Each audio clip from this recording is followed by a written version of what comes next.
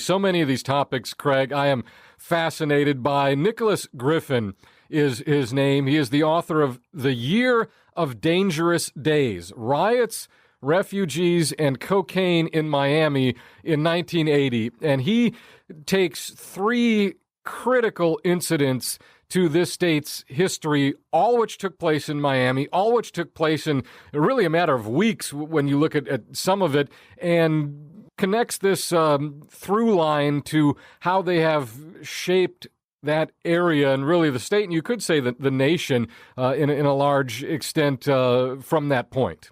It's a fascinating book. It really is. With that, let's get to Nicholas Griffin, author of The Year of Dangerous Days, Riots, Refugees, and Cocaine, Miami, 1980.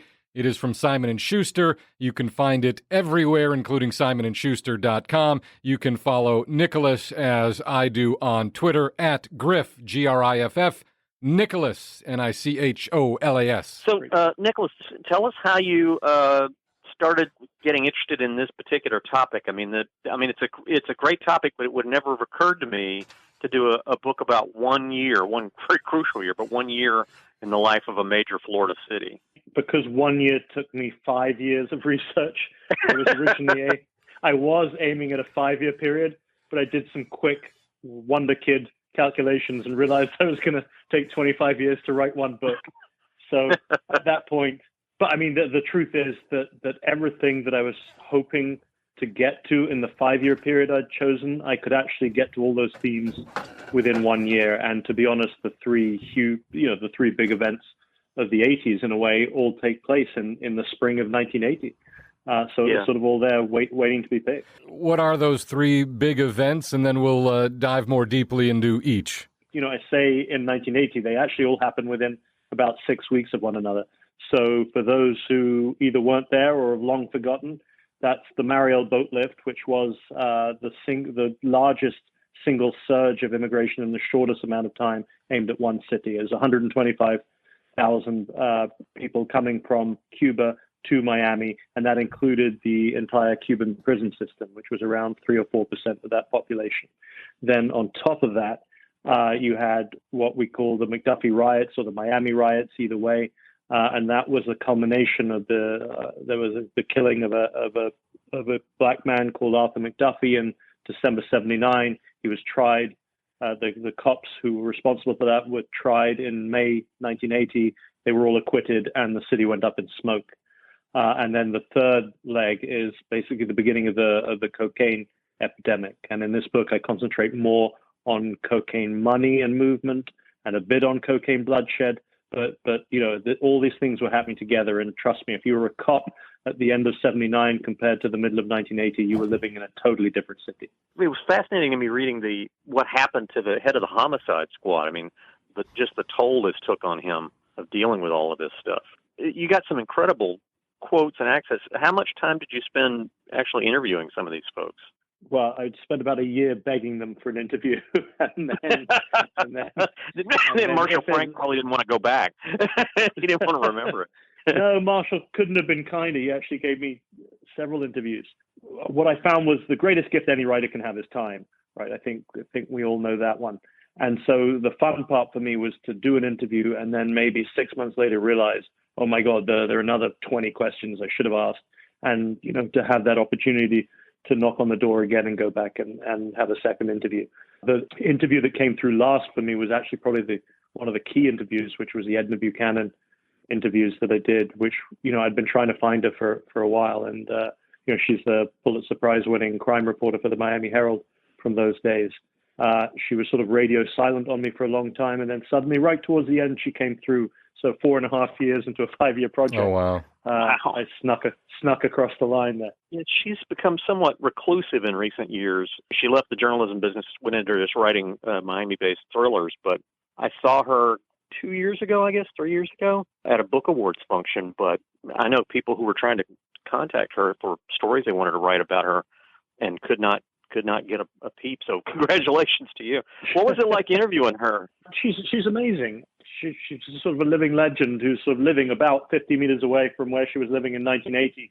So in some ways, it feels like nothing's changed, including Edna's wonderful bouffant hairstyle.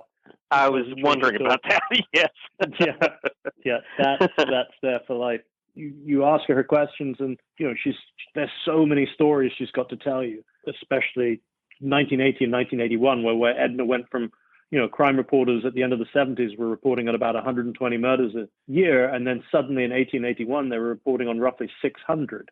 But then there aren't any more crime reporters. It's not like the Herald hired another 3 crime reporters. You're basically one person trying to do the job of 4 people, and that was definitely Edna's life back then. So talk about being frazzled. I think she was faced with 5,000 bodies in her career, which, as she said to me, makes her almost more of a war reporter than a crime reporter. You mentioned an interview subject. I believe that was Marshal Frank, the captain of homicide. Obviously, the police are sort of the through line along with the city in connecting all of these stories. So what were his recollections and his willingness to open up about what was taking place at that time? Look, Marshal Frank was an extremely unusual human being in pretty much every way. He was very smart. He was trained as a classical violinist. And even when he's a captain of homicide in 1980, he's also the first violin at the Broward Philharmonic, which, I mean, if I'd written that as a fiction piece, I'd have been laughed out of the room by my agent. But he's a real guy. He was an ex-homicide cop who's then brought back in to run the homicide department. And it's almost like he meets with a guy he's running CSI in 79. This other guy, a friend of his, is running homicide. And they have a lunch, and the guy's like, I kind of like what you're doing. And Marshall's thinking, wow, I really like what you're doing, homicide. That's where I belong. So they sort of pretty much agree to switch departments. And once Marshal Frank arrives in that department, he realizes why he's been given it. It's been totally corrupted since he was there as a homicide detective. And it's basically been taken over by a relatively low-level cocaine dealer, only worth a few $1 million as opposed to hundreds of millions like some of the guys who are beginning to emerge on the landscape then. And Marshal Frank basically has this complete nightmare for the first few months where the FBI are running an active investigation inside of his department that in the end deprives him of almost every experienced detective he has. He ends up with 3 detectives to deal with the biggest ever surge of homicide in American history. And those 3 detectives are the only ones who have more than 1 year experience. It's just sort of a nightmare scenario. I mean, I think as you pointed out, the only thing Miami didn't have to deal with was a hurricane that year. Which, can you imagine? What sort of lingering effect has the Mariel boat lift had on our immigration debate? I mean, I think people still have this image from the Mariel times of everybody coming over as a criminal, and that wasn't even true during the boat lift. Yeah, you get this extraordinary sea change in opinion that all happens with one New York Times article, where at the beginning, it's always like, hey guys, these are immigrants fleeing from a communist regime. This is just pre-Reagan. Let's welcome them, open our arms to them all. And then suddenly, when they realize that there is this element hidden inside, the New York Times writes a sort of controversial article about, hang on, these are all the lunatics from the asylums and the prisoners from the jails. This is a disaster. And the immigration debate flips overnight, and people become very anti-immigrant, including inside Miami. And the irony was that Ted Kennedy had just enacted a new immigration act in April 1980, and it was sort of thrown out immediately because it simply didn't work. So the long-lasting effect was to show that even a really hard-fought, well-considered immigration act could have huge holes in it that you could pour 125,000 people through. So basically it meant that we were exporting that issue to the future, and here we are in 2020. In many ways, we're still exporting that problem to the future with no sort of bipartisan fix yet in. So yeah, it had a big effect. In the movie Scarface, which the Al Pacino Scarface, obviously, people will recall one of the earlier scenes of this tent city under the overpasses. That's supposed to be Florida, where all these refugees and folks are living. How accurate is that depiction to what the living conditions were like once these people got here and started to try and make a go of it and become American citizens? Sure. Tent City was a real thing. I would say it wasn't real for everyone. For instance, that you'd find a lot more Mariel refugees who have clear memories of their first public housing being the Orange Bowl, where thousands of them were kept at the beginning because it had space for sort of helicopters to land, and there's a lot more room there. But Tent City was sort of what happened at the very end, when these were the people who hadn't been rescued by family members who came in to adopt them. These were sort of the stragglers in the boat lift who didn't really have any communication or any ties to America. So they basically end up in Tent City for several months. And it's a really miserable experience to live in Tent City. You're talking about Miami during the summertime. There's, you've got no air conditioning. Every time it rains, your tent is flooded. And in the end, they do get sort of adopted out of there, but it's not until about September. Were there civil services there? With the local government, the Red Cross? Who was assisting these people to make this transition into American life? First, it's local government, and very much the weight of the Mariel crisis falls on local government to begin with. FEMA's only been formed less than a year before. It does finally sort of kickstart and sort of roll into town, and of course, as it always does, accuse local government of screwing things up just as it begins to screw things up. So nothing's changed. That's true from the beginning. But really, the Tent City is solved in the end through a federal government check. Basically, they offer, I think, $1,200 per refugee to anyone who's willing to come in and take these refugees out of Tent City and put a roof over their heads, which means that there are a lot of other agencies who feel they'll roll those dice, and that sort of clears Tent City out. In reading the book, you talk about some of the Marielitos wound up at the South Beach hotels, where at the time were all run down and were occupied largely by elderly Jewish people trying to make it on their meager Social Security checks. And to contrast that with the way South Beach is now, that clash of cultures there must have been incredible. Yeah, and a lot of it takes place on the porches of these run-down hotels, because there's, very few of them have working air conditioning back then, or maybe weak air conditioning. So people sort of gather at night on these porches, and you would literally have the left side of the porch outside the hotel would be all people from Mariel speaking in Spanish, and everyone on the right-hand side would, it was the greatest concentration of Holocaust survivors outside of Israel was here in Miami Beach. So talk about a culture clash.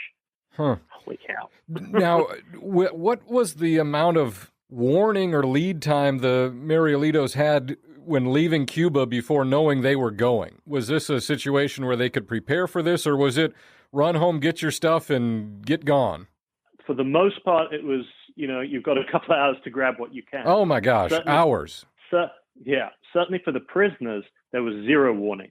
They were basically taken to a place, sat for a passport photo, handed a passport photo, and then taken down to, so they built this sort of a camp right by the harbor where they'd keep people, called El Mosquito. And then for some, the big decision was, this has all sort of come about when this one guy decided he wanted to leave the country and drove a bus through the gates of the Peruvian embassy.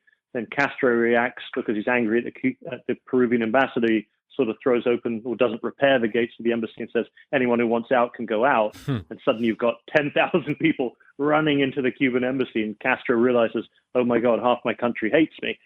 The people get stuck in that embassy. So yes, they're there for days, but no, it's not like they're preparing to emigrate. They're sort of wearing the clothes they walked in on. They don't have any food. They have nothing with them.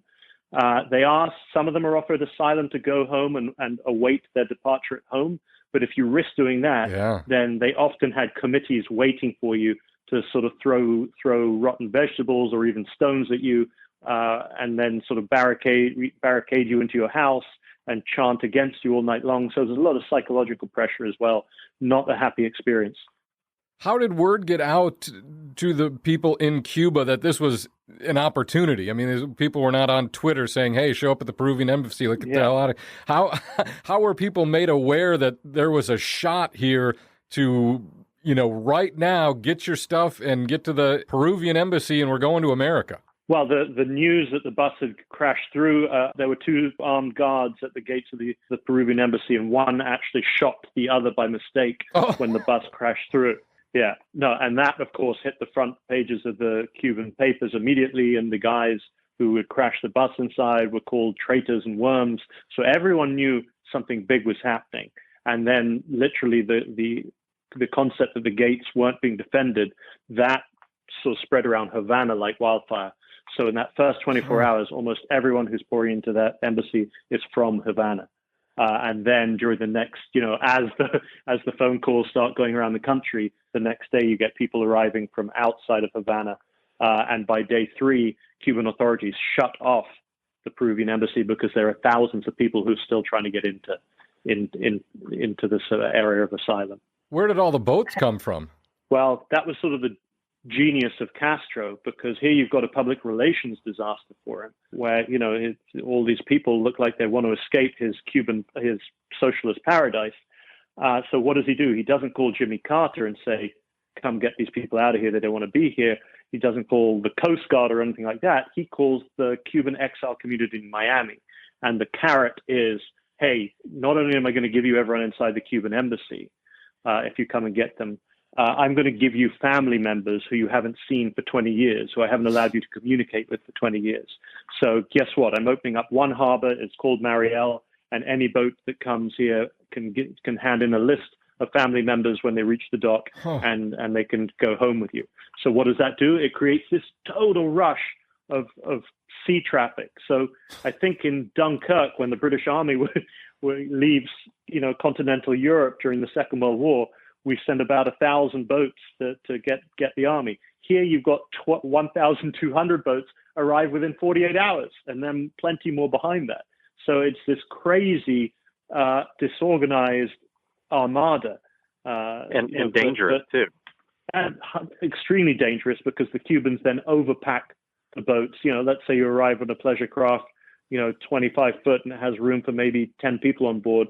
Guess what? You're going home with 30 people, 20 of whom won't be wearing life jackets. Yeah. And the Cubans are very happy to send you out into really bad weather. Well, and a lot of the captains, they had never even been on a boat before. They were just grabbing the chance. Yeah, and you could get away with it, because with over 1,000 boats heading in the same direction, you didn't really need to know where you were going, as long as there was decent visibility. It was getting back that was a problem, and that pulled a lot of it ended up pulling a lot of the Coast Guard and Navy boats into that area, which then took them away from intercepting the cocaine. That's right. They reckon that an extra $1 billion of cocaine got through during those few weeks that year, which just just one more thing for Miami to worry about. I'm fascinated by this topic, the cocaine cowboy era in Miami, which, by the way, if anybody who hasn't seen the documentary that the Raccoon Tour guys did about the cocaine cowboys, that's quite a wild ride. But how did it get started there? In the end, it comes down to location. And Miami was just the first big city as you come up from Colombia, and then the sort of transportation genius who'd sort of figured this all out for the Colombians was a guy called Carlos Leded. And Leded had basically risked everything, bringing in his first plane load of cocaine in, I think, late 77, 78. And with the millions that he makes on that, he buys a small island in the Exumas called Norman's Key. And that becomes this place where he can fly his planes from Colombia. They can pause there, refuel, get into smaller planes if need be, and then get very, very quickly to Florida. At one point, I think he has almost 20 planes a day coming and going, full of cocaine. So the cash that hits, it's not so much the cocaine that hits South Florida, it's the cash that hits South Florida that really discombobulates everything and really is responsible for that first big wave of corruption, which we see unfold in late 79 and early 1980. So just to give you a couple of figures to put it in perspective, the highest paid CEO in the Fortune 500 that year is earning roughly $1.6 million in 1980. The money launderers alone in the cocaine business in 1980, there are 12 guys in Miami who are laundering more than 300 million, and they are making about 6 to 8% on that. Oh, man. So these guys are earning, 10, 20 times what the top American businessmen are earning. And that money is all over South Florida. It's all cash. There are no money laundering laws. So you're perfectly welcome to go into your attorney, hand them $500,000 in cash, and say, you're my attorney from now on, don't work for anyone else. Some of these launderers were rolling up to banks every day, popping open the boot and having security guards help carry in 3, 4, 5 suitcases. And then they would dedicate a team of 5 bank tellers who were there every day just to count the cash he brings in. It's astonishing because, like you say, it is cash. This is not wire transfers. We're talking about $100 bills, $20 bills. The physical space and weight that takes up is incredible. And I always have that picture in my mind of the problem these guys had with storage of their cash. Forget about laundering. Forget about what do you do with these huge heaps and piles and stacks of money when you bring them into the country? It's such a crazy problem. I like to swim in mine, don't you? Well, that was the scariest thing, because the money launderer is responsible for the drug dealer's money from the moment it's in his hands until the moment it gets back to Colombia to the cartels. So the last thing you want as a money launderer is some sort of bottleneck, because what happens is, just as you're saying, that cash literally starts building up. And so my guy who I cover in this book, Isaac Catan, he has 5 different safe houses, which sometimes begin to fill with money, so that you've got a whole house full of money. Mm-hmm. And that's terrifying. So every now and then, when he couldn't get into banks and didn't have his sort of financial stuff sorted to sort of reduce money to an electron, every now and then he would have to hire a boat or a plane and get it down to Colombia, literally a boat full of money. Yeah. You mentioned that there were no money laundering laws. Explain that a little more so I can understand all this cash. They didn't really need to account for it in any way or create any sort of front business. We were in a laundromat or a used car dealership. It could be brazen, and there was no need explaining where it came from? The weight was on the federal prosecution. You basically had to prove an entire conspiracy, and conspiracies are notoriously difficult to prove in court. It was much easier to prove. The only sort of ammunition you had from a legal point of view in 1980 was they put together customs and IRS, and the game would be to get someone trying to smuggle cash out of the country. And then if they said they'd earned the money in the country, then you could say they hadn't declared it. And then if they said they'd earned the money out of the country, then customs said you never declared it coming in. And that was sort of the only chink in the armor you had. And so, that doesn't really change for a few years. And it's actually the guys, the feds who are down here trying to figure this all out, who were then finally sent up to Washington, who write the nation's first money laundering laws. But that's still a couple of years away in 1980. A lot of the money, correct me if I'm wrong, I haven't finished the book, I'm close to the end. A lot of that money wound up being used for development in Miami and resulted in new skyscrapers and just a big building boom. Yeah, I mean, the fun thing about Miami is for all the damage that cocaine was doing to South Florida, it had already done that much damage and more to some of the countries to the south, such as Bolivia and Colombia and Peru as well. So what happens when the institutions and nations weaken is, of course, the good money goes running as well. And the good money came running to exactly the same city where the bad money was already hanging out. So that was here in Miami. So, all you needed was a decent money launderer, of which there were plenty in Miami in 1980. And they were basically, the good money and the bad money were investing side by side in the same projects. And it's really hard to differentiate what money is, it's all gray, but it's also all green. So you can't really differentiate. So these buildings, what are you supposed to do? Say no just in case? But what happens if this guy's a proper business from Colombia, bringing his money north? So a lot of people either we're willing to look the other way anyway, because this is Miami. We have a history of that in Florida. But yeah, it leads to this extraordinary building boom. And, you can look down Brickell today and say, a lot of that is cocaine money. And you can nod sagely and say yes. But no one can actually tell you which building or how much cocaine money is in them. And that was sort of the beauty of it. To just set a picture in everyone's mind, so many people will know, obviously, Miami for what it is today, but no concept of what it was before these events you're talking about. What was Miami like in 1975, 6, 7? Paint a picture for what the city was for folks living, working, and vacationing there at that time. It was sort of a faded tourist destination. Miami no longer got sort of America's top tourists, which is how we'd sort of started off life back in the days of Henry Flagler and up into the days of sort of Dean Martin, Sinatra, and Marilyn Monroe. After big cheap jet travel starts in the 60s, people prefer to fly over us and into us. So people are going straight to the Caribbean, and then sort of the death knell for Miami was the rise of Disney in Central Florida. And so even less people were coming our way. So we sort of began to survive on more middle and lower middle class tourism here. Manufacturing was still just about a thing here, but it was hardly strong. So things were, I wouldn't say a terminal decline, because a lot of really good things start to happen towards the end of the 1970s, thanks to he's a mayor down here who was both very progressive socially, but also very business friendly. And basically what he did was flip Miami from weakly looking north to strongly looking south and becoming this sort of gateway city. And he put on the ground a lot of legislation to start making Miami much more business friendly for out-of-state banks, banks from other countries, so that they could park their money close to their business interests in Latin America, and so that Miami could take a little bit of the trade as the trade goes in and out of the United States. And that's actually paying real dividends towards the end of the 70s, to the point where the Financial Times is sending over journalists from London to talk about how Miami might be this sort of new Hong Kong of Latin America. So there's lots of reasons for optimism, but it hasn't been a great sort of 15, 20 years in Miami. It was impressive what a visionary he was to see that Miami's future was to the south, not to the north. But I don't think he calculated for the drug smugglers sort of subverting that idea. In a way, they were the first people to prove him right. They were like, vertical integration, transnational shipments, boy, has he got it right.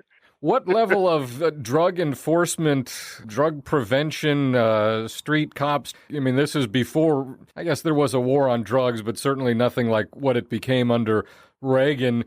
To what extent was law enforcement there trying to stem this tide on the ground of all the coke coming in? They got swept away very quickly. So, as I already mentioned, the sort of homicide department totally contaminated immediately.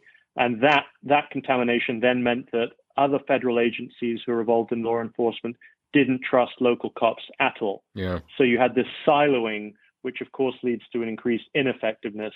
And then during this big push at the beginning of the 80s, and you've got to give Washington credit for this, they did respond very quickly by setting up something called Operation Greenback, where these agents are sent out to try and figure out the whole cocaine business.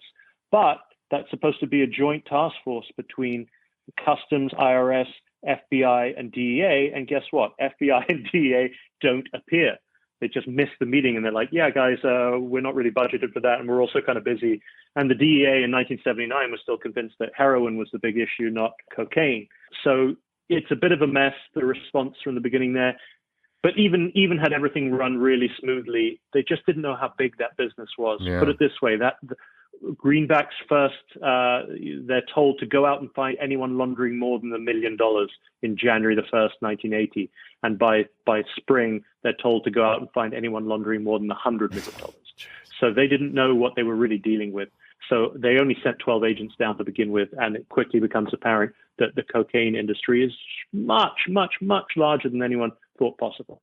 I love the little scene you have in the book where I guess it's the wife of one of the cocaine guys is the one who's going to be ferrying some of the money, and they catch her at the airport, and they're debating at what point is she technically leaving the country and we can arrest her. And they finally decide when they're going to arrest her. And while they're arresting her, what they don't know is there's a DEA agent on the plane noticing two guys who are getting very agitated because she hasn't shown up. Yeah. And actually, had they just followed her rather than arresting her, they would have put eyes on the man who was, I think, the largest cocaine dealer in the world at that exact point in time. Yeah, I mean, this was one of those arguments that the federal prosecutors inside Operation Greenback had all the time. When someone is breaking the rules by smuggling an undeclared amount of money out of the country, when are they officially out of the country? So are they out of the country when they walk onto the plane? Are you supposed to go past the territorial limits of the land and then turn the plane around and come and arrest them on the way back? There were all these possibilities. And in the end, they just went for the easier. But it got them into legal hot water for a while. And then, obviously it made a lot more sense arresting someone as they enter a plane rather than turning around a plane when it's at 36,000 feet and, 100 miles off the coast of Florida. Now, we haven't really talked a lot about the McDuffie riots, but that was huge too. Was it a mistake transferring the case to Tampa, where it wound up in front of a white judge and an all-white jury? If people know anything about the McDuffie case, and just to tell people, it's a 33-year-old ex-Marine. He's black. He's a middle-class insurance executive, and he's coming home at 2 a.m. He gets into a high-speed traffic chase with cops after rolling through a stop sign. And by the time he pulls over, 15 cops are chasing him, and he's pulled off the back of his bike, and he's beaten. In 2 minutes, he's so badly beaten that his head swells up like a basketball. He never recovers, and he dies in a coma 4 days later. And this case, as you said, is eventually sent up to Tampa. And people tend to say white judge, white jury, and sort of leave it at that. But if you actually read through trial transcripts and look at the television and journalistic coverage, it's a tricky case to try, because you basically got, there are no witnesses. It's 2 a.m. The only people there are a man who's now dead and 15 cops, 3 of whom decide to turn state's evidence and talk. But guess what? At least 2 out of those 3 were actually involved in the beating as well. And the jury have to consider, hey, maybe these guys are actually even worse than the guys who were on trial here. And that was sort of the root of why they couldn't reach what should have been a just verdict, because there was no doubt that this man was murdered by police.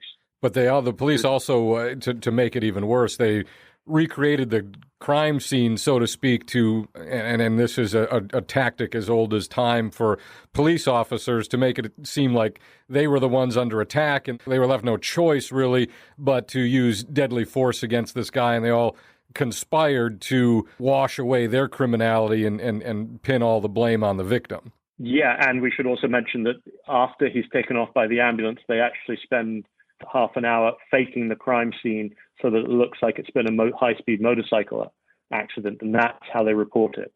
And all of this is sort of unwound gradually by Miami Herald reporter Edna Buchanan, and then by Marshal Frank, the captain of homicide.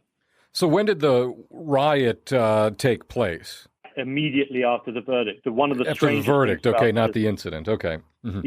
Yeah. So there was this patience within the black community for 6 months, because there had actually been this string of events in the end of '79, all very similar. Under Janet Reno, a state attorney, a young black girl had been molested by a white police officer. White police officers had done a wrong house raid on a black school teacher and split his skull open. A young black man was shot through the back of the head because he was urinating against the side of a warehouse. All of these things, the black community was expecting justice, and they didn't get it. But when McDuffie comes along, it's front page news. Reno takes it seriously. They go to trial, and there seems for a moment to be no doubt in all Miamians' mind that at least one of these cops is going to go to jail. So when the news comes down on that Saturday afternoon that no one's going to jail and everyone's been acquitted, there's this sort of, incendiary and immediate reaction, and the city's on fire within 2 hours. And not just isolated parts of the city, but they actually went after, like, the police station and the state attorney's office to try and burn them down. Yeah. No, it's an extraordinarily violent 48 hours in Miami's history. The first 24 hours are all young black men chasing white people through the streets. People are stabbed to death with sticks. They have gasoline poured on them and they're set alight. They're beaten to death with rocks. And then day 2, it's the exact opposite. No one white dies on day 2. Everyone who dies on day 2 is black. And that's all. It's cars that are going into black areas of Miami and shooting at random people from a distance, just assassinating them. Wow. Were you there in 1980? I know you live in Miami now, but when did you first arrive in Miami? No, you can tell from my accent. It's not that I might not. I know you're not from Miami. I grew up in London. I didn't get to the United States until the late 80s. So when did you first hear about all of this, about the year of dangerous days? I married a Venezuelan, and she had a lot of business in Miami over the last sort of 15 years. So I've been coming down to Miami for a while, and I've been hearing a lot of these stories, but it wasn't until I moved here full-time about 7 years ago that I started putting it all together and realized that so many of these events that people had been telling me about hadn't happened over a decade, but had actually happened over the course of several weeks. And that sort of suddenly, a lot of Miami fell into place once I started to think through what effects these 3 traumas had on the next stage of Miami. Miami Massacre, Miami Riot is, I would say, largely unknown. I didn't realize it until seeing a documentary this year that such a thing ever took place. Obviously, the Mariel boat lift received and receives a ton of attention in popular culture. The cocaine thing is everywhere in 100 different movies in Miami Vice. Why and how was the Miami riot suppressed from not only the national consciousness, but here in the state? And I wonder if they're in Miami too. Well, in one way, I guess, it was an election year. So everyone, whether you were Republican or Democrat, everything that was happening in Miami was sort of brushed very quickly under the carpet, both for sort of Jimmy Carter's benefit, not that it helped at all. I would also say it's also because Miami was a tourist city still and leaned heavily on tourism. So the idea was really to put it aside and to forget as quickly as possible and get the tourists moving again. Those who wanted to remember, such as the Black community, it's never been commemorated. To this day, there's no plaque where Arthur McDuffie was beaten to death. And only now is there even talk, there's a talk now of perhaps having a McDuffie Center or some way to keep hold of his memory. But it's sort of shocking that, in a way, it should have been up there with the sort of Rodney King events. And it's not that long ago. But for whatever reason, it's never really been captured. Do you see signs even today of, having done your research, you can walk around Miami and go, oh, this is here because of that event, or this looks like that because of that event? Yeah, I mean, certainly you can walk. I showed you a map of where the biggest fires were in 1980. You would walk around those areas now and you would notice that there are no businesses there and there's no real even life in those immediate spaces. Basically what happened was Miami suffered several riots during 1980 and they all tended to be in Black neighborhoods. And of course, federal funds never arrived for rebuilding. Tallahassee also denied funds to Miami in 1980. I think Bob Graham asked for $280 million, and I think $7 million arrived, and a lot of that there were conditions attached to it. You also have to think of it from a capitalistic point of view, which is, am I really going to make you a bank loan when you're going to put up a white-owned business in a Black neighborhood that's burned down the last two white-owned businesses? And the same from an insurance point of view, who's actually going to pay up the money to insure those businesses? So, there are several reasons why those neighborhoods still are sort of trapped in 1980. The irony, of course, is those neighborhoods are right next door to some of the neighborhoods that have advanced the furthest as any neighborhoods in Florida. So Wynwood, which is now, maybe Miami's hippest neighborhood, is half a stone's throw away from where all of this was going down. Wow. It's interesting you mentioned Bob Graham. Bob Graham from Miami Lakes, and couldn't get enough traction with his own legislature to get money to help out. Did he try very hard? I guess that's the question I'm trying to ask. Yeah. As far as I know, I mean, he told me he tried. I believe him, and there's plenty of legislative evidence that he did try. But it was voted down very quickly. It was seen as a reward for rioting. That wouldn't be sanctioned and it wouldn't be sanctioned at the state level. And yes, you can argue that, but you can also argue that no one then looked under the engine and thought, well, why else are the riots happening? What's really going on down here? And those issues weren't addressed, and to some extent, I don't think have been addressed for much of Miami even today. I mean, you can look during COVID at where the biggest spikes of unemployment were, and it's the exact same neighborhoods. For young African-American men in their 20s, COVID unemployment was in the high 30s. So it's the same story again and again and again.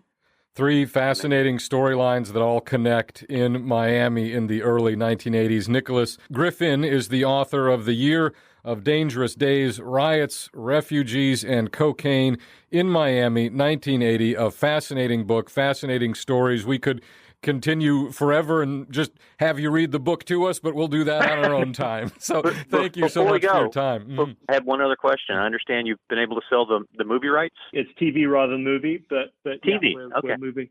So it'll be like a limited series or something like that on it. Yeah, I think with the next phase is we've got the sort of showrunner in place, Wonderful. which means you then go out and you run around. Next phase, maybe in 2 or 3 months, is when you knock on the HBOs and the Netflixes, and hopefully someone gives you a green light. But we're at the fingers crossed stage.